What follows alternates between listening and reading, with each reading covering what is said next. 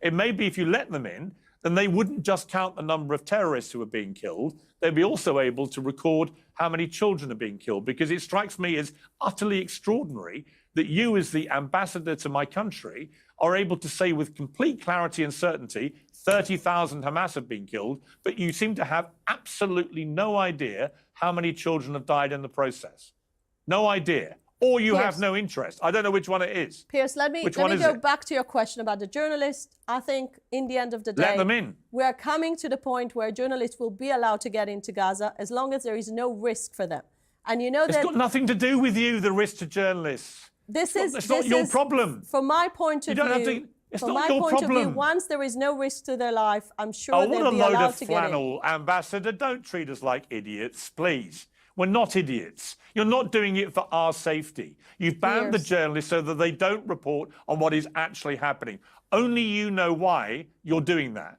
I don't know. Maybe you're doing everything completely fairly. Maybe it is the most moral war ever waged in history, as you keep saying. But the longer it goes on without you allowing journalists in, the less people believe that, and the more people believe you have something to hide. Piers, there is just one question here, never received an answer. How do you promise to the Israelis that they won't have 7th of October being repeated again? If everyone agrees that Hamas shouldn't control the Gaza Strip, as you just said, who will do the job?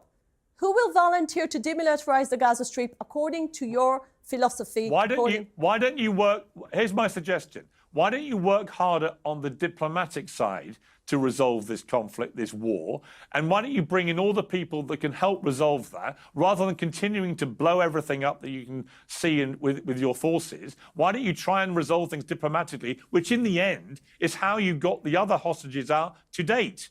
So, it seems to me the bombardment strategy just doesn't work. And all you're doing is making Israel, a country, by the way, that I love, and I love Jewish people. It's got nothing to do with either the country or the people, but everything to do with the Israeli government, which has now got people like Smotrich out there very clearly, very brazenly, and very unambiguously dictating a term of genocide on the Palestinian people, where he wants them all out of Gaza.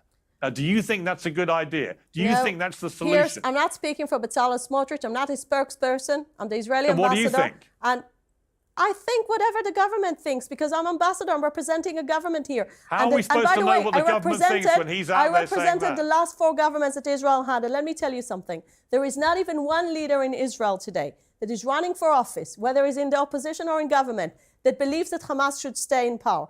And we released 197 hostages just because we had a combination of a diplomatic pressure together with a military pressure.